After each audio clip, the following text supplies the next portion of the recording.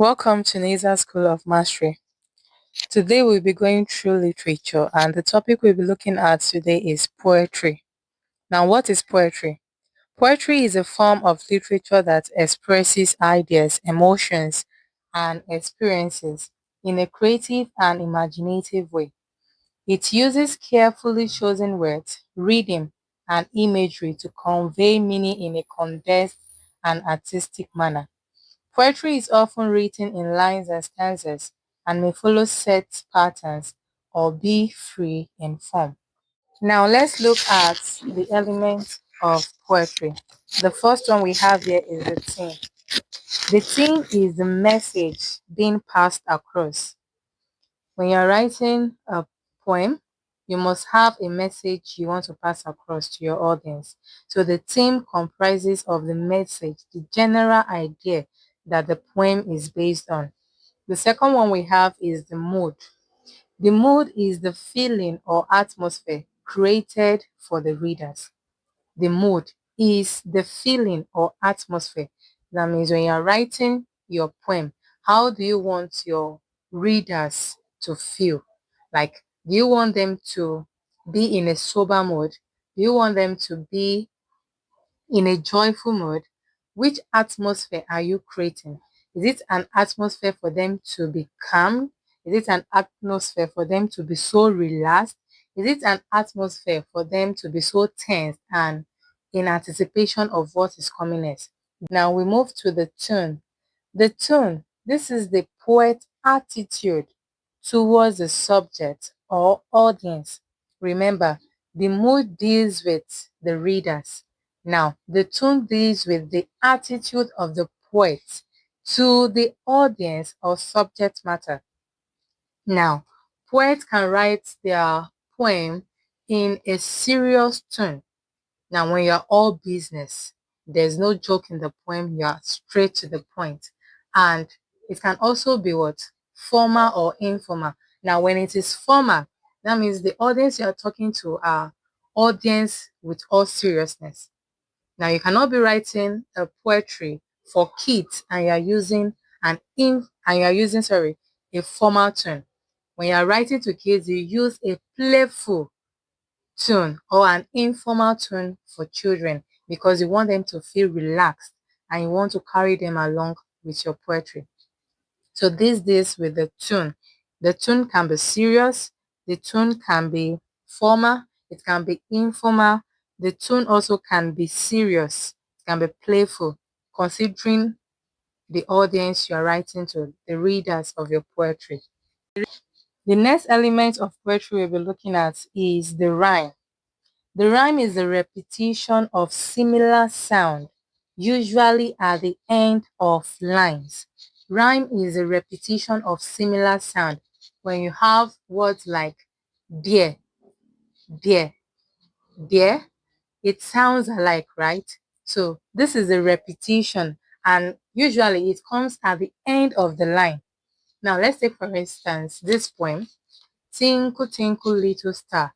The last word there is what? Star.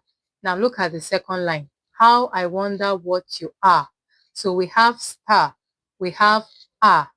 Up above the world so high, like a diamond in the sky. Now, if you look at the star and are, it sounds alike.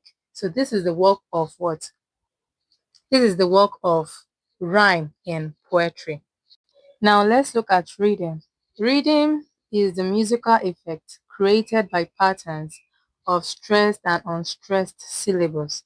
Now, rhythm is the musical effect created by patterns where there is a pause. When a poet writes a poem, there is a pause, it continues, there is a pause, it brings about a effect, a sound effect when reading it. That means the reader knows when to pause, when to start the poem again. So this is reading. The next one we'll be looking at is imagery. Now, imagery, this is a language that appeals to the senses. Imagery, even with the name imagery, it deals with imagination. You know, we are talking of poetry. So when you are reading a poetry, it deals more on imagination, how you are able to imagine what the writer is actually writing about. Now, we have different types of imagery. We have visual imagery. This visual imagery deals with sight. Like, for example, a poet wrote in a poem, and she walked up to the door and knocked. It deals with what? Sight. You will try to imagine how the door is, how the person is raising his or her hand to knock. This deals with what? Visual imagery. We also have auditory imagery. This deals with what? The sound. And knocked. You will try to imagine how the knocking sound will come out. Do you understand? This deals with what? Sound. We also have the tactile imagery. This deals with the touch. Now, a poet is writing a poem, and the poem is saying, "Oh, she walks in beauty with her rosy cheeks, so tender and soft."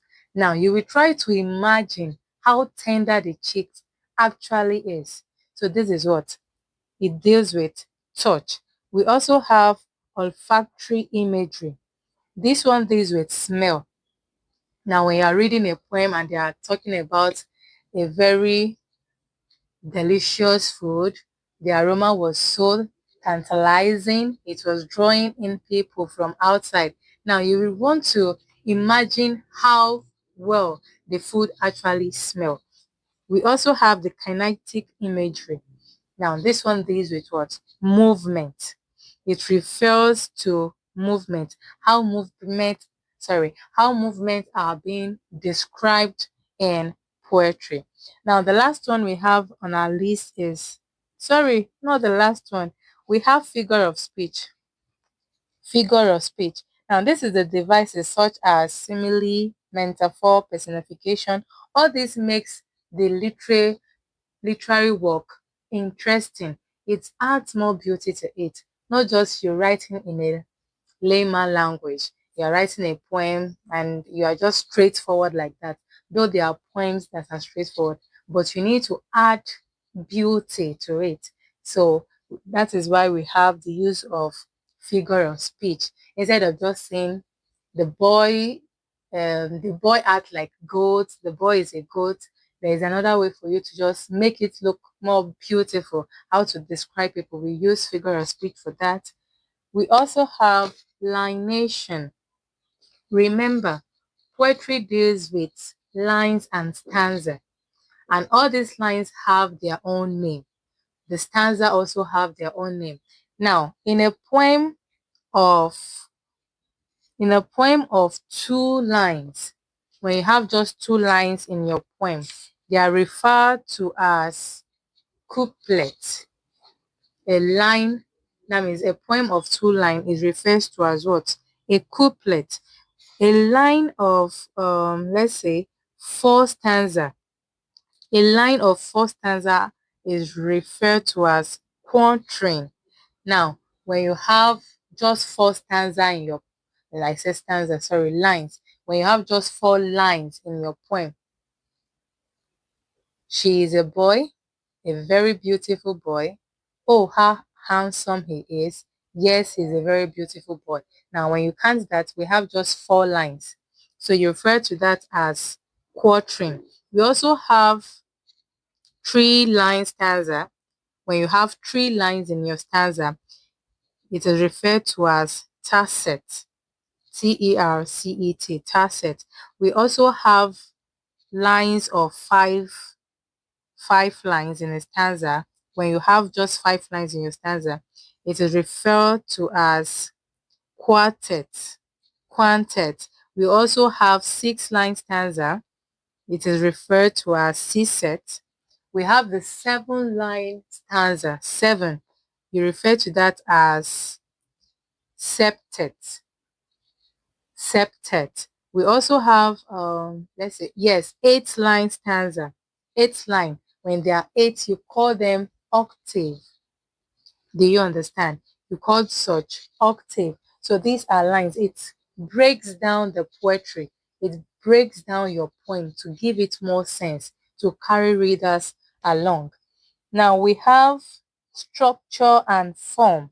Structure and form. Now, when you're asked what is the structure and form of a poetry or a particular poem, what it means is look at the poem from the beginning to the end. How many stanzas does the poem have? Some poem have 4 stanzas, some has 5 stanzas, some has 6 stanzas.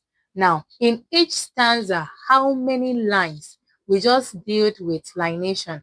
Now, when you are asked the structure and form of a poem, you are going to count the number of stanza in the poem.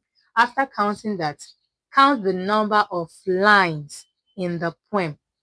Now, there are some poems that does not follow this logic because some stanza we have 3 lines, another we have 4 lines, another we have 5 lines. Now, such poetry is a free verse poem. Do you understand? When your lines in the stanza does not tally together, you call such a free verse poetry. I think for today we are going to stop there. We are going to continue on poetry in our next class. So see you there.